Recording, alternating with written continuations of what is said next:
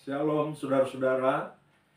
Kembali lagi saya Pendeta Kristinov Mawicere menjumpai kita semua dalam satu ajakan untuk bersama-sama memikirkan satu bagian Alkitab. Nah, sebelumnya saudara-saudara perhatikan saat ini saya pakai kostum berwarna merah. Karena hari ini adalah hari kemerdekaan Republik Indonesia sekaligus hari ulang tahun ke-79 Republik Indonesia. Karena itu mendahului pembelajaran ini, perkenankan saya untuk menyampaikan pekik merdeka. Merdeka, merdeka, merdeka.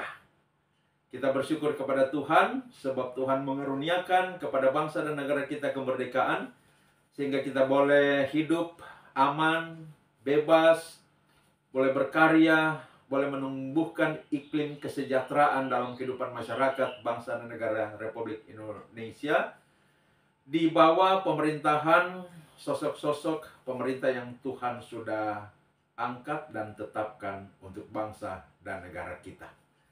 Nah, saat ini sebelum kita mulai memikirkan bagian Alkitab yang saya maksudkan, yaitu Yeremia 29 ayat 1-9, mari kita berdoa. Tuhan, kami bersyukur untuk kesempatan yang Kau berikan membaca dan memikirkan bagian Alkitab Yeremia 29 ayat 1-9. Tuhan, urapi kami semua. Roh Kudus menuntun, membimbing untuk mendengarkan dan menangkap pesan-pesan surgawi bagi kami yang hidup di tengah-tengah dunia ini, yang berkarya dan yang mewarisi janji Tuhan untuk hidup dalam kerajaan Allah yang kekal. Pimpin tuntun kami Roh Kudus. Kami serahkan waktu ke depan ini hanya ke dalam tangan kuasa-Mu Tuhan. Ini doa kami, dalam nama Yesus kami berdoa. Amin. Saudara-saudara, kita akan langsung saja untuk memikirkan Yeremia 29 ayat 1-9. Untuk teksnya akan nanti kita bacakan seiring dengan pemahaman kita bersama ini. Tapi sebelumnya saya siapkan dulu bagian Alkitabnya. Yeremia 29 ayat 1-9.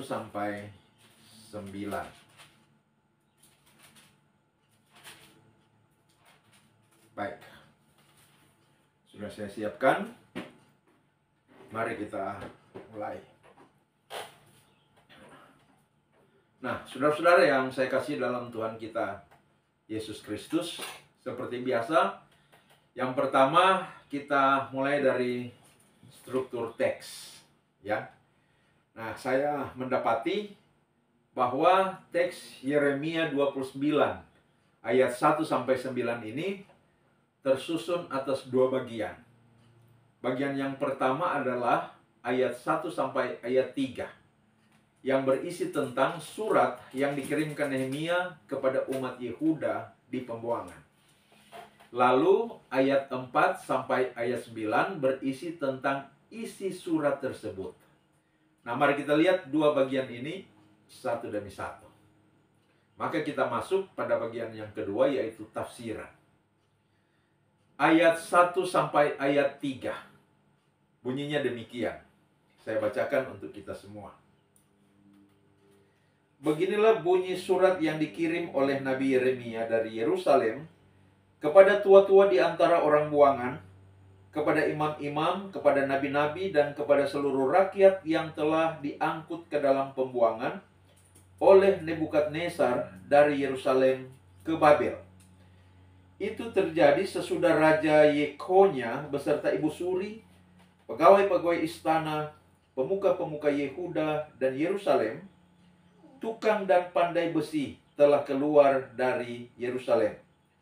Surat itu dikirim dengan perantaran Elasa bin Safan dan Gemaria bin Hilkia yang diutus oleh Sedekia, Raja Yehuda, ke Babel kepada Nebukadnezar, Raja Babel. Bunyinya, (2) dan seterusnya. Nah, jadi itu ayat 1 sampai ayat 3 yang menjadi bagian pertama dari teks ini.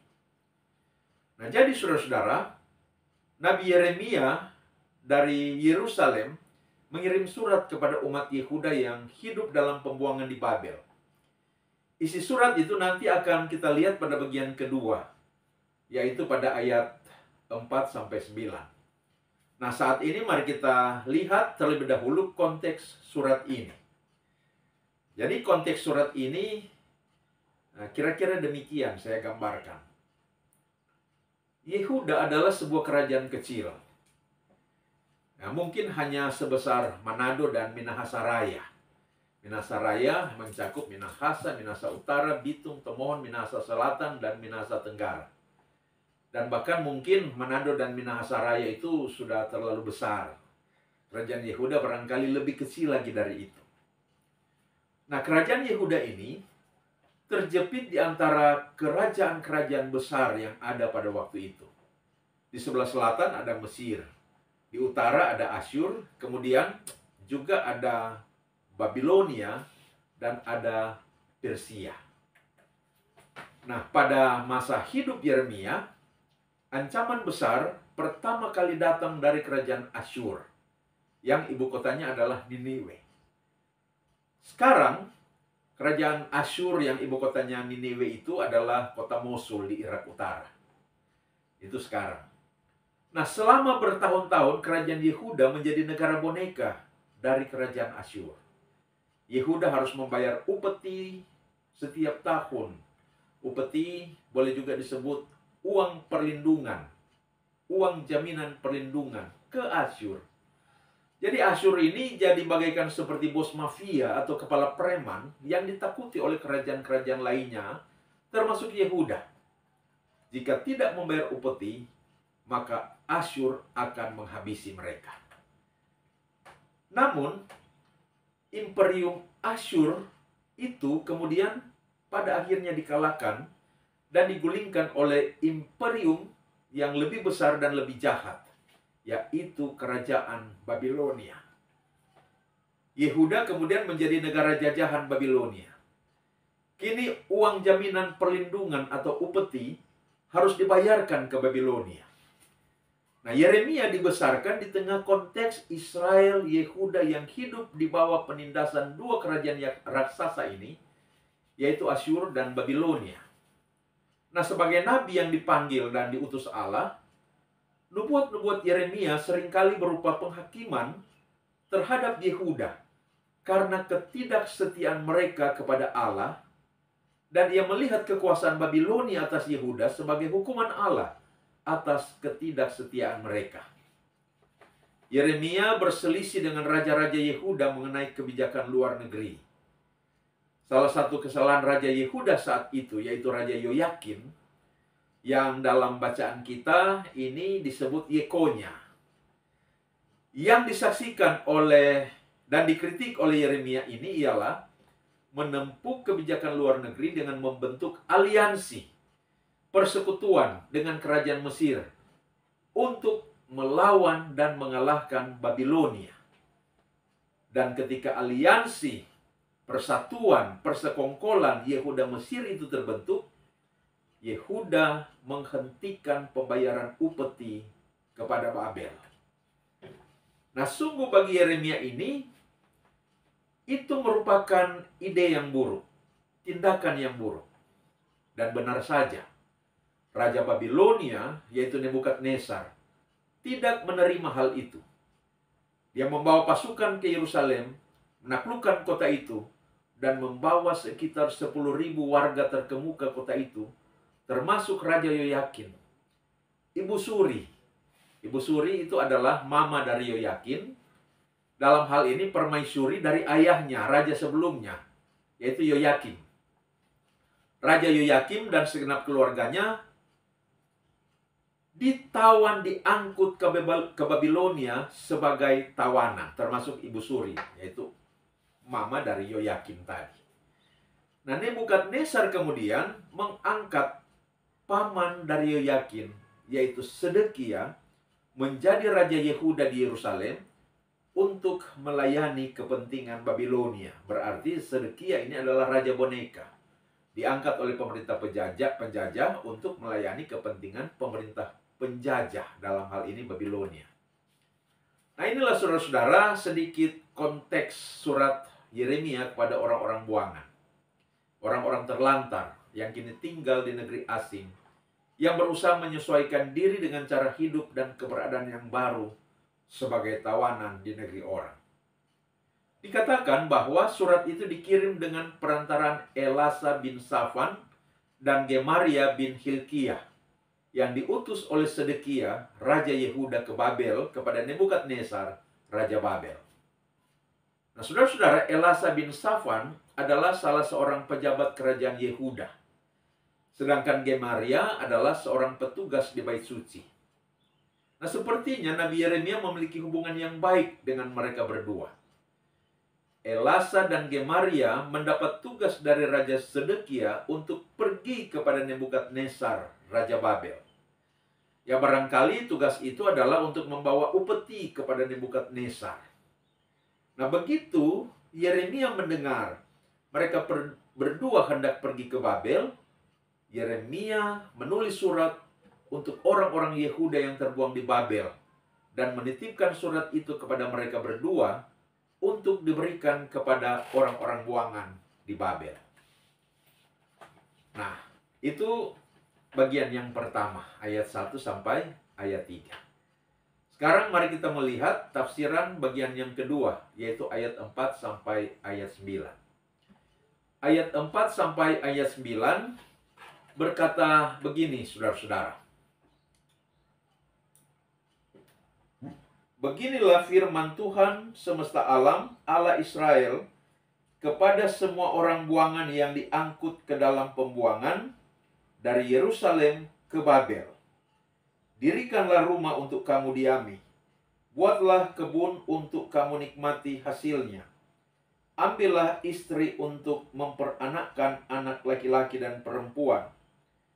Ambilkanlah istri bagi anakmu laki-laki dan carikanlah suami bagi anakmu perempuan, supaya mereka melahirkan anak laki-laki dan perempuan, agar di sana kamu bertambah banyak dan jangan berkurang. Usahakanlah kesejahteraan kota kemana kamu aku buang, dan berdoalah untuk kota itu kepada Tuhan, sebab kesejahteraannya adalah kesejahteraanmu. Sungguh, beginilah firman Tuhan semesta alam, Allah Israel. Janganlah kamu diperdayakan oleh nabi-nabimu yang ada di tengah-tengahmu, dan oleh juru-juru tenungmu. Dan janganlah kamu dengarkan mimpi-mimpi yang mereka mimpikan, sebab mereka bernubuat palsu kepadamu demi namaku. Aku tidak mengutus mereka. Demikianlah firman Tuhan. Nah, saudara-saudara, isi surat Nabi Yeremia untuk umat Yehuda di pembuangan sebenarnya tertulis pada ayat 5 sampai ayat 4 sampai ayat 23 dari pasal 29 ini. Nah, intinya ada 5 poin sebagai pesan dari Tuhan melalui Nabi Yeremia untuk umat Yehuda yang ada di pembuangan. 5 poin itu ialah, yang pertama, mereka harus hidup secara normal, yaitu membangun rumah, berkebun atau mencari nafkah, menikah, dan beranak cucu. Poin yang kedua, mereka harus mengusahakan kesejahteraan kota di mana mereka tinggal. Poin yang ketiga, mereka harus berdoa untuk kota di mana mereka tinggal. Yang keempat, mereka tidak boleh mempercayai nubuatan nabi-nabi palsu yang ada di antara mereka. Yang kelima, mereka yang tinggal di Yerusalem akan menderita dengan hebat karena tetap memberontak kepada Allah. Yang keenam, jadi ada 6 poin. Bahkan ada 7 poin. Poin yang keenam ialah 2 orang nabi palsu akan dibunuh karena memalsukan nubuatan Allah dan melakukan perzinahan. Yang ketujuh, mereka akan berada di pembuangan selama 70 tahun. Nanti pada akhir 70 tahun itu baru Allah akan memulihkan mereka dan membawa mereka pulang kembali ke Yerusalem. Nah, bagian kedua ini, saudara-saudara, yaitu ayat 4 sampai ayat 9, berbicara isi surat poin 1 sampai poin 4 tadi. Jadi dari 7 poin itu, 4 poin ada di ayat 4 sampai ayat 9 teks yang kita baca. Yaitu sekali lagi yang pertama, mereka harus hidup secara normal dengan membangun rumah, berkebun, menikah, mencari nafkah, dan beranak cucu. Yang kedua, mereka harus mengusahakan kesejahteraan kota di mana mereka tinggal. Yang ketiga, mereka harus berdoa untuk kota di mana mereka tinggal. Yang keempat, mereka tidak boleh mempercayai nubuatan nabi-nabi palsu yang ada di antara mereka. Nah, ini 4 poin yang menjadi isi surat yang terkandung dalam teks Yeremia pasal 29 ayat 1 sampai 9 yang kita baca tadi. Mari kita memikirkan 4 pesan ini satu demi satu. Pertama, mereka harus hidup secara normal, membangun rumah, berkebun, mencari nafkah, menikah, dan beranak cucu. Tujuannya di ayat 6 dikatakan, agar di sana kamu bertambah banyak dan jangan berkurang. Nah, saudara-saudara, itu menunjukkan bahwa mereka, umat Yehuda, dihukum Tuhan ke dalam pembuangan karena kebebalan mereka. Tetapi penghukuman itu bukan untuk membinasakan mereka. Buktinya Tuhan ingin mereka tetap survive, tetap bertahan hidup, tetap ada. Bukan hanya sebagai orang per orang, tetapi tetap survive sebagai suatu bangsa. Mengapa? Karena Israel, Yehuda adalah bangsa yang telah dipilih Tuhan sehubungan dengan rencana penyelamatan bagi manusia di dunia ini. Oleh karena Israel adalah bangsa pilihan Tuhan, maka tidak ada yang dapat melenyapkan mereka. Bahkan, ketidaksetiaan mereka sendiri tidak akan menggeser rencana Tuhan atas mereka dan melalui mereka. Maka Tuhan memerintahkan mereka untuk survive. Maka itu juga berarti Tuhan pelihara mereka. Pemeliharaan Tuhan terjadi melalui perjuangan mereka. Jadi mereka harus berjuang mempertahankan hidup, dan mereka harus hidup dalam perjuangan. Di sanalah Allah bekerja memelihara mereka untuk tetap survive. Saudara-saudara, dosa telah membuat Allah menghukum umatnya Yehuda keluar dari Yerusalem dan terbuang ke Babel sampai waktunya pemulihan, yaitu 70 tahun. Baru mereka dipulihkan, dibawa kembali ke Yerusalem. Namun, selama di Babel, mereka harus survive dalam pemeliharaan Allah. Dosa telah membuat Allah menghukum Adam dan Hawa keluar dari Eden. Dan semua keturunannya, keturunan Adam dan Hawa, terbuang ke dunia yang telah jatuh di bawah kuasa iblis. Penuh sengsara dan derita di bawah penindasan kuasa dosa, namun mereka harus survive, beranak cucu dan bertambah banyak, membangun rumah, berkebun, bekerja, mencari nafkah, dan berjuang sampai waktunya genap untuk Allah membawa mereka, membawa kita semua pulang ke Firdaus. Dalam 2 Korintus 5, Paulus berkata begini. 2 Korintus 5 ayat 1 sampai ayatnya yang keempat. Mari kita lihat. 2 Korintus 5 ayat 1 sampai 4 berkata begini. Karena kami tahu bahwa jika kemah tempat kediaman kita di bumi ini dibongkar, Allah telah menyediakan suatu tempat kediaman di sorga bagi kita, suatu tempat kediaman yang kekal, yang tidak dibuat oleh tangan manusia. Selama kita di dalam kemah ini, kita mengeluh karena kita rindu mengenakan tempat kediaman surgawi di atas tempat kediaman kita yang sekarang ini. Sebab dengan demikian kita berpakaian dan tidak kedapatan telanjang. Sebab selama masih diam di dalam kemah ini, kita mengeluh oleh beratnya tekanan, karena kita mau mengenakan pakaian yang baru itu tanpa menanggalkan yang lama, supaya yang fana itu ditelan oleh hidup. Nah, jadi saudara-saudara, Seperti umat Yehuda di pembuangan yang berkeluh kesah di tengah derita, namun diamanatkan Allah untuk survive, bertahan, berjuang untuk tetap hidup, membangun rumah, berkebun, untuk mendapatkan hasil, menikah dan beranak cucu sambil menantikan kepulangan ke Yerusalem yang masih lama, yaitu 70 tahun. Namun di dalam semua itu ada Allah yang memelihara. Demikian pula kita yang terbuang ke dunia ini, dunia yang menghadirkan derita dan keluh kesah.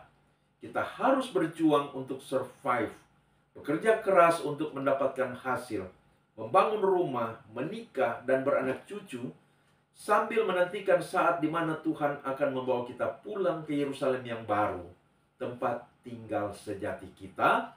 Dan di dalam itu semua ada Tuhan yang memelihara. Maka, di tengah perjuangan hidup di dunia ini, yakinlah pada pemeliharaan Tuhan. Dalam pemeliharaan Tuhan, dua hal akan kita alami. Yang pertama, perjuangan kita di dunia ini tidak akan sia-sia. Semangat kita tidak akan pupus. Kerja keras kita akan menuai hasil. Kebutuhan-kebutuhan kita akan terpenuhi. Regenerasi akan terjadi.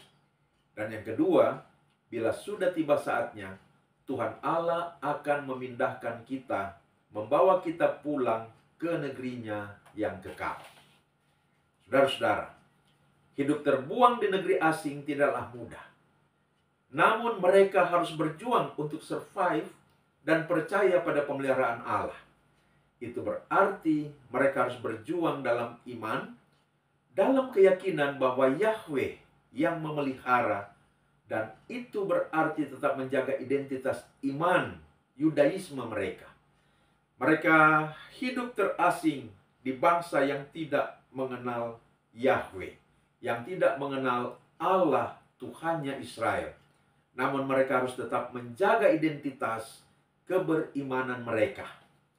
Ini juga pesan bagi kita umat Kristiani di sepanjang zaman. Hidup terbuang di dunia yang sudah jatuh di bawah kuasa dosa ini tidaklah mudah. Akan syarat dengan tantangan dan derita, juga dengan cobaan dan godaan. Tantangan, derita, cobaan, dan godaan bisa membuat seseorang itu kehilangan identitas imannya. Namun perjuangan untuk survive yang dilakukan dalam pengharapan kepada Yahweh, Tuhan yang menjamin pemeliharaan, akan menolong kita untuk tetap memelihara identitas iman Kristiani kita. Hidup terbuang di negeri asing tidaklah mudah. Jauh lebih menyenangkan hidup di negeri sendiri. Sementara umat Yehuda terbuang di negeri asing, hati mereka hancur, merindukan kota Yerusalem, negeri mereka. Mereka sangat tidak suka berada di Babel. Mereka sangat ingin pulang ke Yerusalem. Saudara-saudara, mungkin ada dari kita yang berada dalam keadaan seperti itu. Mungkin Anda seorang yang baru diterima bekerja di suatu tempat, dan ternyata Anda berada di lingkungan kerja yang sangat tidak menyenangkan. Anda sangat ingin meninggalkan tempat itu, tetapi Anda tidak bisa karena sudah terikat kontrak. Atau mungkin Anda baru menikah dan tinggal di rumah mertua, dan situasi di rumah itu sangat tidak menyenangkan. Anda ingin meninggalkan rumah mertua itu dan kembali ke rumah orang tua Anda sendiri. Namun Anda tidak bisa. Atau Anda mungkin baru saja berpindah tempat tinggal di daerah lain karena pekerjaan suami atau istri, dan suasana sosial di daerah itu sangat tidak biasa, tidak cocok dengan Anda. Tetangga-tetangganya sangat tidak menyenangkan. Hampir setiap malam Anda tidak bisa tidur oleh karena bunyi musik yang keras dari tetangga. Dan berbagai alasan lainnya yang membuat Anda ingin sekali meninggalkan tempat itu. Untuk semua situasi dan keadaan itu, firman Tuhan mau memberi pesan. Berusahalah hidup normal. Berjuanglah untuk bertahan. Lakukan hal-hal yang biasa mendatangkan kebaikan bagi dirimu. Dan yang paling penting, ingatlah selalu, ada Tuhan yang memeliharamu. Dia akan terus memeliharamu sampai saatnya tiba Anda akan dibawanya meninggalkan tempat yang Anda tidak sukai itu, untuk kemudian berada di tempat yang baru, yang sangat menyenangkan, yang Tuhan telah sediakan bagimu. Ingatlah itu. Saudara-saudara, hidup terbuang di negeri asing tidaklah menyenangkan. Namun itu adalah proses yang harus mereka lalui agar mereka kembali kepada Tuhan, bertobat dan kembali taat kepada Tuhan. Karena dulu mereka mengabaikan setiap peringatan para nabi, menutup telinga terhadap teguran para nabi, menutup hati terhadap panggilan pertobatan. Maka Allah dengan sedih menghukum mereka ke negeri asing, agar mata mereka terbuka, telinga mereka terbuka, hati mereka terbuka dan sadar, hanya Allah lah yang benar, hanya Tuhan yang patut didengar, lalu bertobat. Hidup di negeri asing memang tidaklah menyenangkan, namun itu memiliki makna edukatif yang mendidik kita untuk siuman bahwa hanya Allah yang benar dan patut didengar.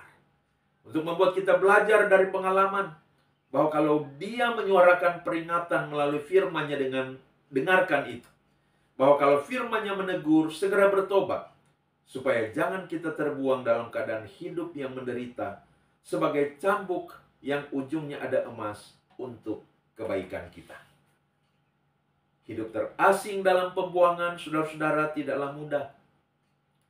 Namun umat Yehuda harus bertahan, mendirikan rumah, berkebun, mencari nafkah, menikah, dan beranak cucu, supaya tetap ada dan bertambah banyak.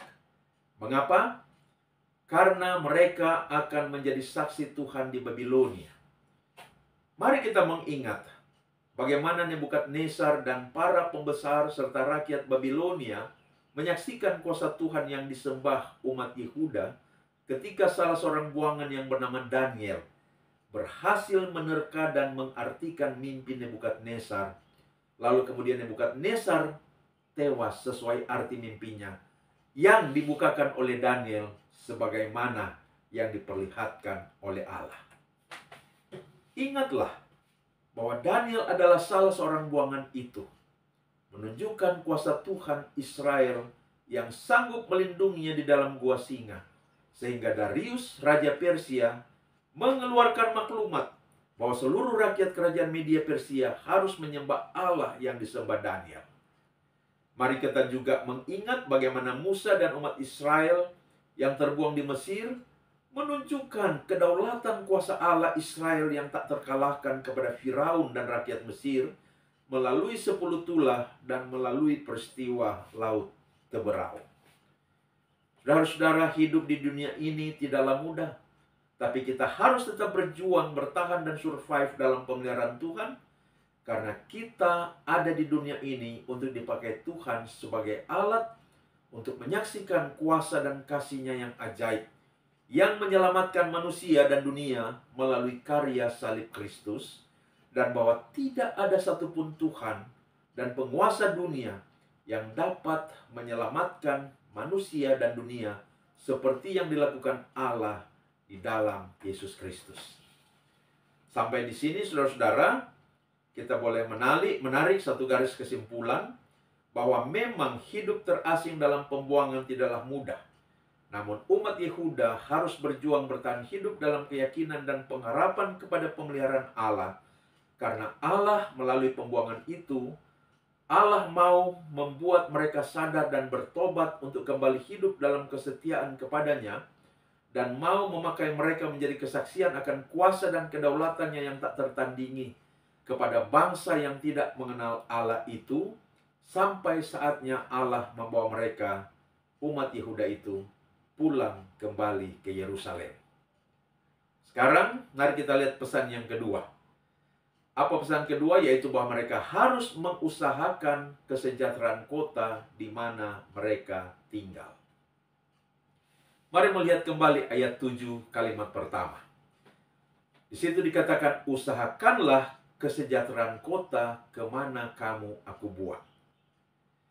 Hidup terasing di negeri pembuangan memang tidaklah mudah. Mereka merindukan untuk pulang ke negeri mereka sendiri. Namun melalui Nabi Yeremia, Tuhan mengamanatkan mereka untuk bertahan, survive, membangun rumah yang layak, mencari nafkah, menikah, beranak cucu, dan sedapatnya menemukan sedikit kebahagiaan. Namun, tidak hanya sampai di situ. Tuhan mengamanatkan juga agar mereka tidak hanya peduli pada diri, keluarga, dan komunitas mereka sendiri. Tuhan memanggil mereka, umatnya, untuk melihat lebih jauh dan lebih tinggi, melampaui tembok-tembok diri dan rumah mereka, untuk mengusahakan kesejahteraan kota di mana mereka tinggal. Apa artinya itu, saudara?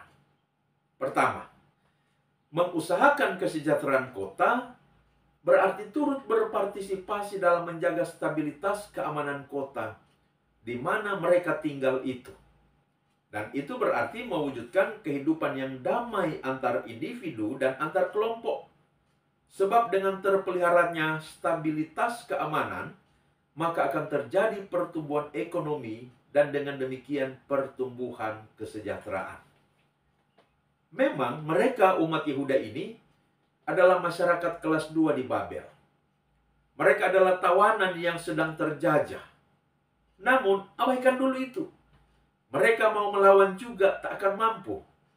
Mereka mau memberontak juga tak akan menang.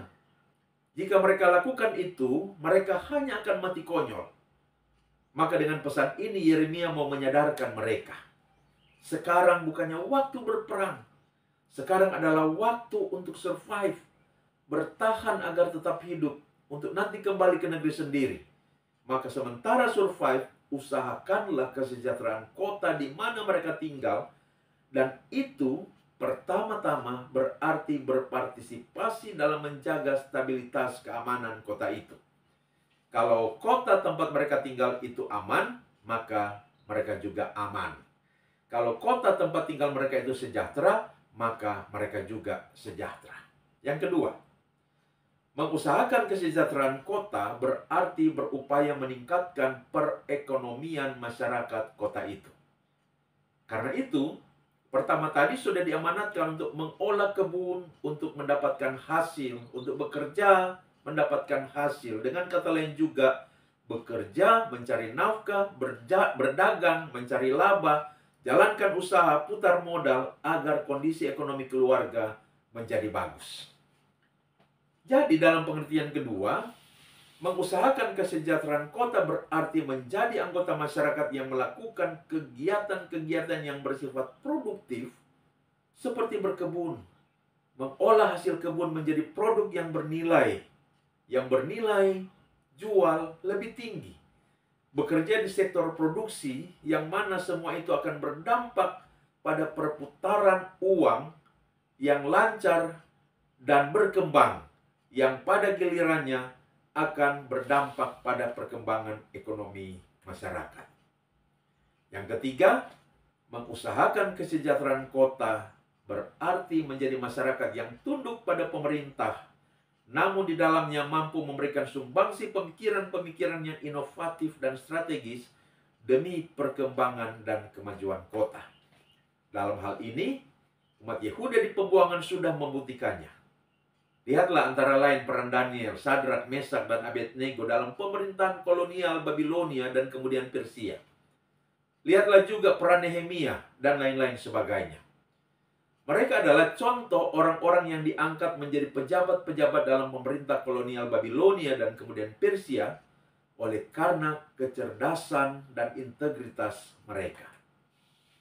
Yang terakhir, mengusahakan kesejahteraan kota berarti membaktikan semua potensi diri yang ada pada setiap individu demi kemaslahatan, demi kepentingan masyarakat pada umumnya.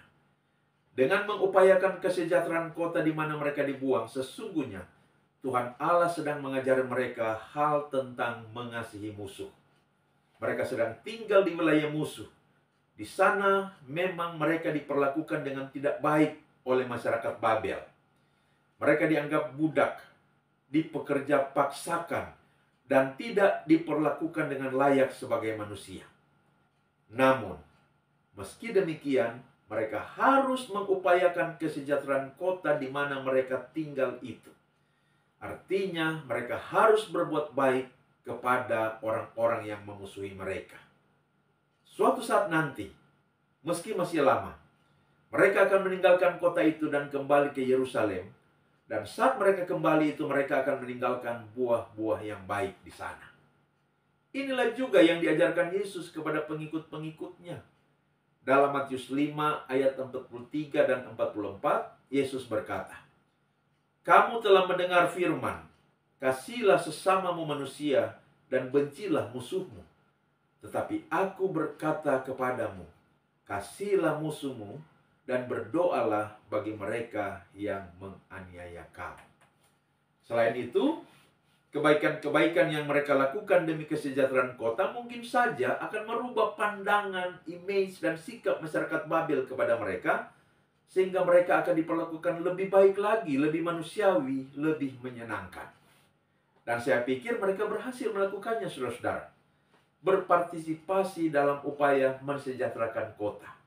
Karena itulah kemudian dalam kitab Esra dikatakan bahwa saat umat Yehuda di pembuangan hendak pulang ke Yerusalem, masyarakat setempat memberikan banyak bekal dan hadiah kepada mereka. Berbagai perhiasan emas dan perak sampai pada ternak, kambing, domba, dan lembu, dan barang berharga lainnya.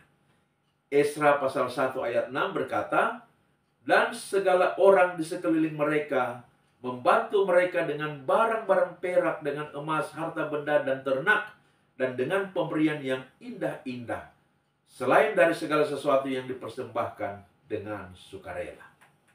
Nah, saudara-saudara, Rasul Paulus mengatakan dalam Roma 12 ayat 20, bahwa dengan berbuat baik kepada musuh, kita menaruh bara api di atas kepalanya. Artinya, membuat dia, musuh itu, menyadari kesalahannya, menyesali perbuatannya, dan merubah sikapnya kepada kita. Itulah yang telah dialami umat Yehuda di Babel.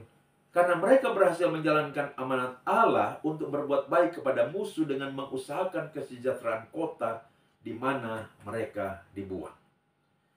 Sekarang yang ketiga, melalui surat itu, Yeremia menyampaikan pesan dan amanat dari Allah bahwa mereka harus mendoakan kesejahteraan kota di mana mereka tinggal.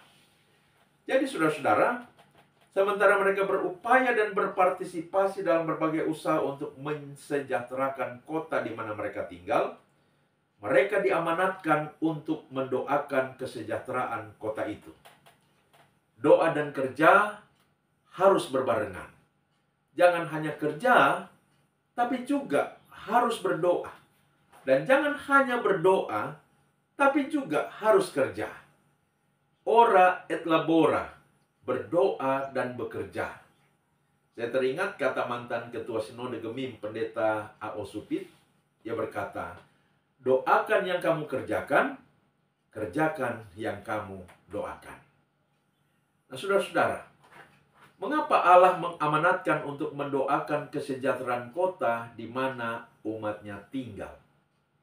Yaitu karena berkat-berkat kesejahteraan itu ada pada Allah, disediakan oleh Allah, dan Allah ingin umat mendoakannya, memintanya dari Allah, lalu berusaha mengerjakannya, maka Allah akan memberikannya.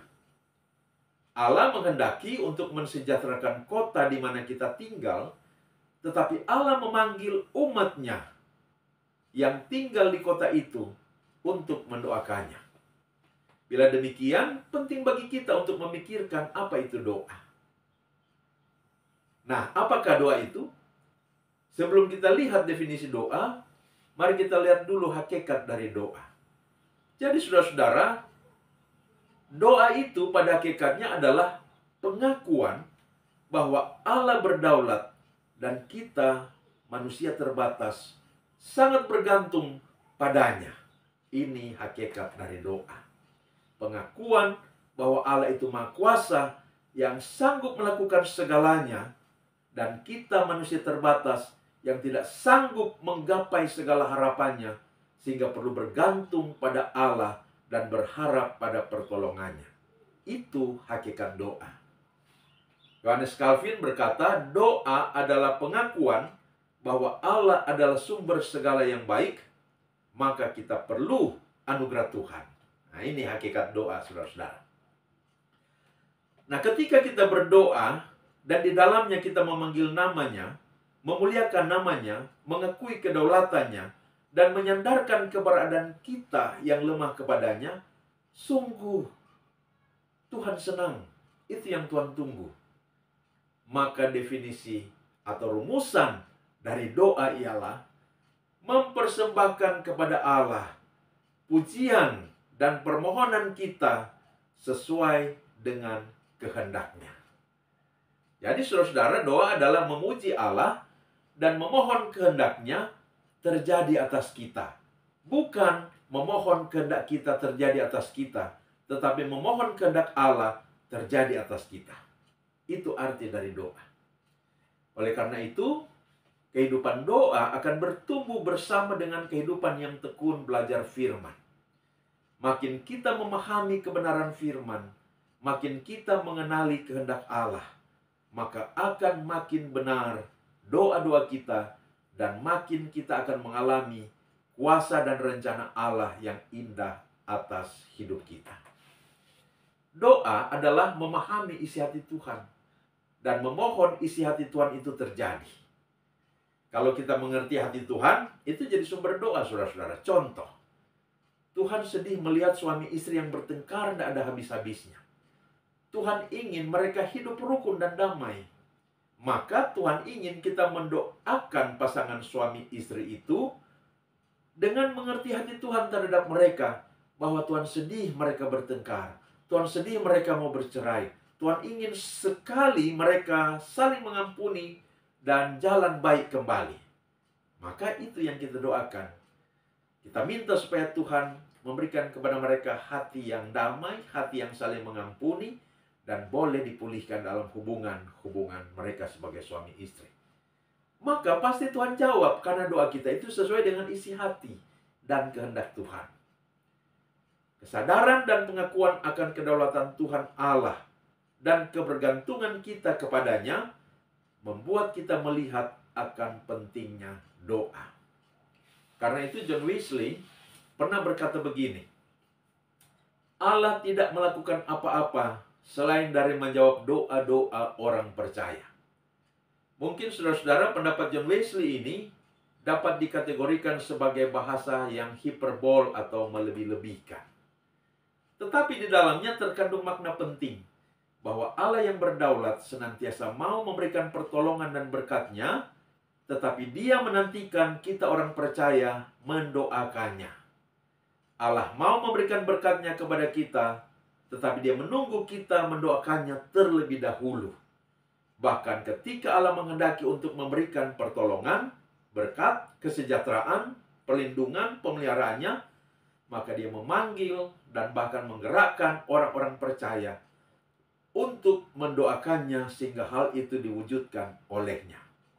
Allah menghendaki berkat-berkat kesejahteraan itu terwujud sebagai jawaban doa-doa kita kepadanya. Saudara, orang tua yang menyekolahkan anaknya di Jakarta misalnya, mereka sebagai orang tua tahu berapa kebutuhan anaknya, tapi mereka ingin sekali keterbukaan dari anaknya untuk mengatakan berapa yang dia butuh. Sama dengan Tuhan, Tuhan tahu apa yang kita butuhkan, tapi Dia ingin kita mendoakannya supaya Dia memenuhi kebutuhan kita. Karena itulah kepada umat Yehuda dalam pembuangan di Babel, Allah memberikan amanat, berdoalah untuk kesejahteraan kota di mana kamu tinggal.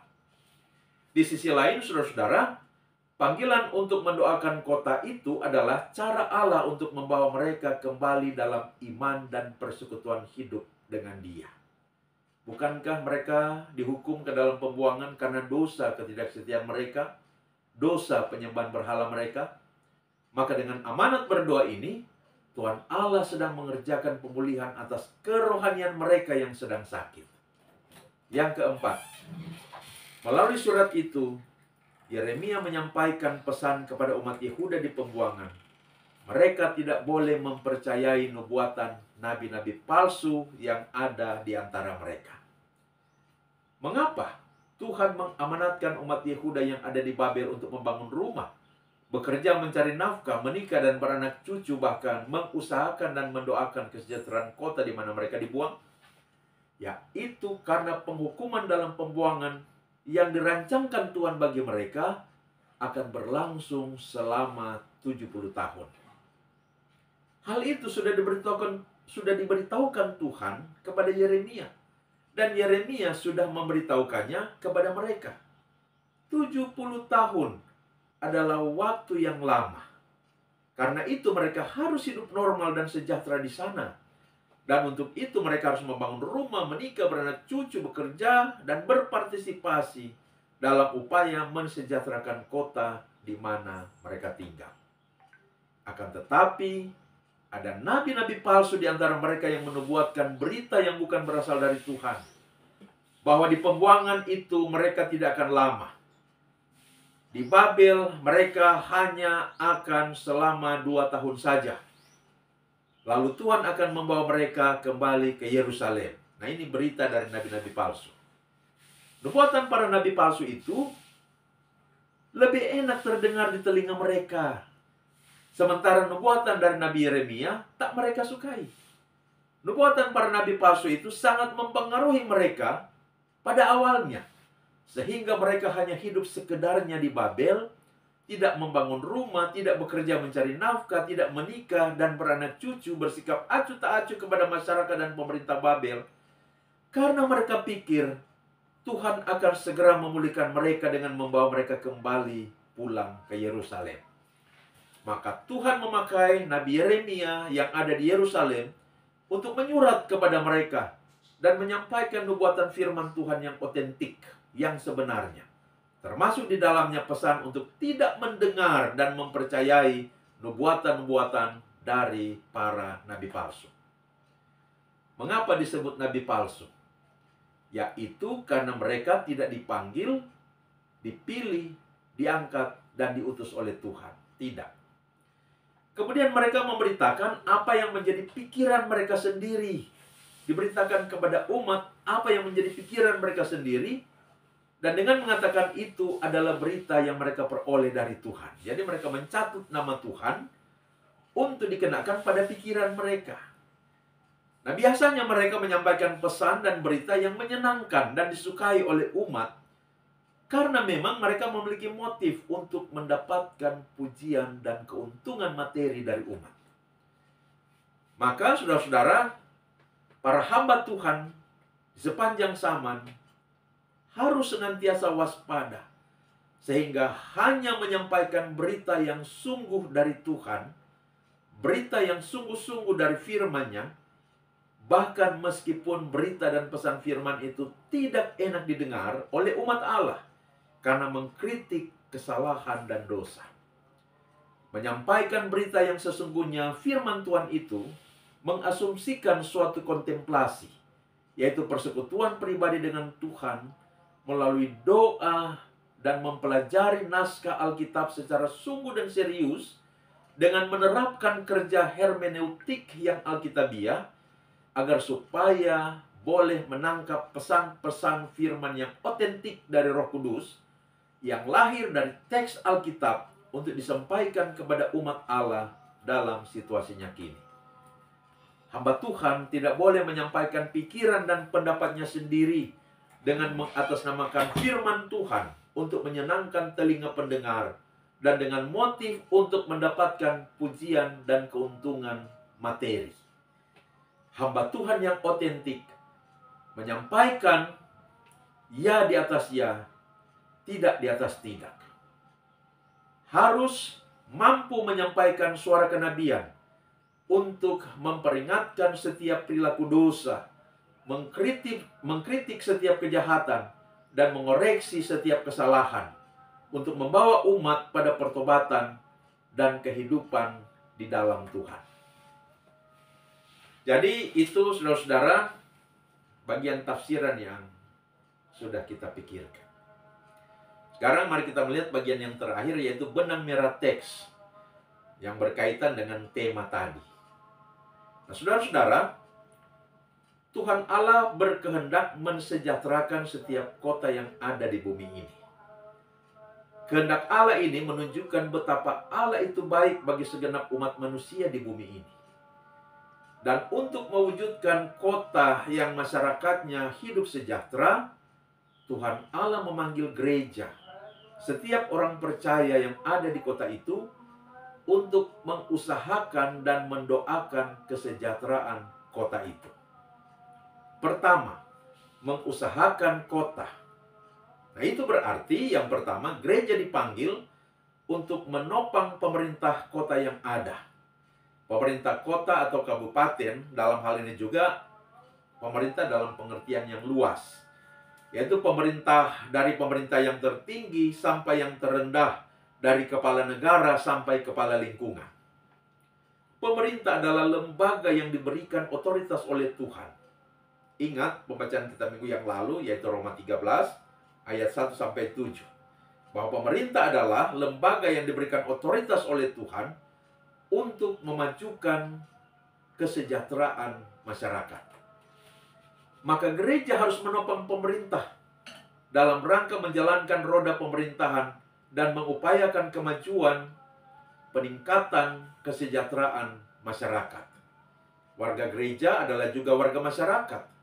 Maka ketika pimpinan gereja mengarahkan warganya untuk menopang pemerintah, pekerjaan pemerintah untuk mensejahterakan masyarakat pasti akan dimudahkan.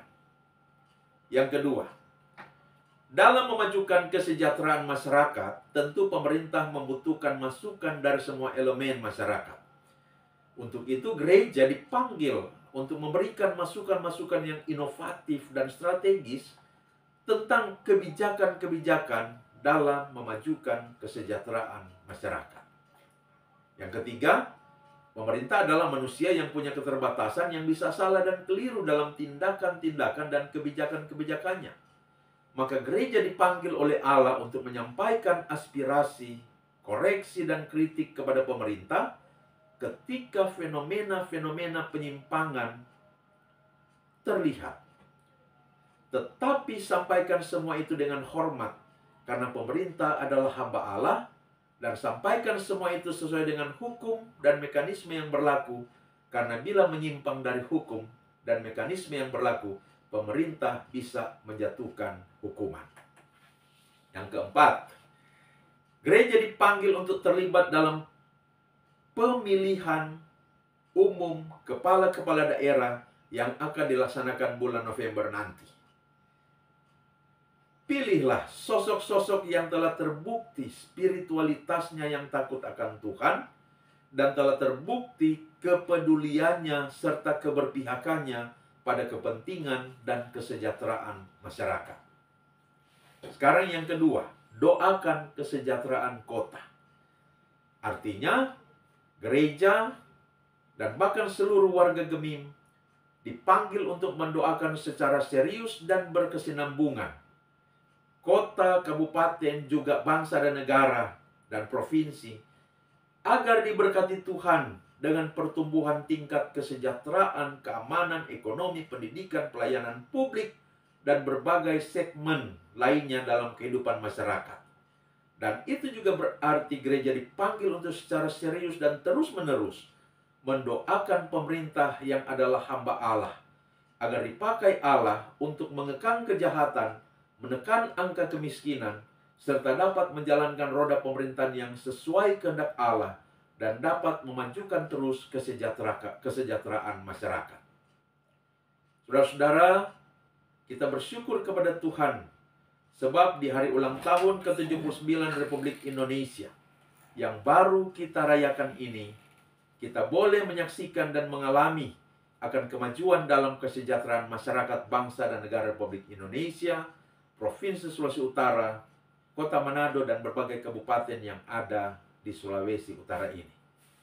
Kita meyakini itu adalah berkat Tuhan bagi bangsa dan negara kita melalui kerja pemerintah yang diangkat dan ditetapkan olehnya, dan yang didukung oleh seluruh elemen bangsa, termasuk di dalamnya gereja, termasuk gereja Masehi Injili di Minahasa.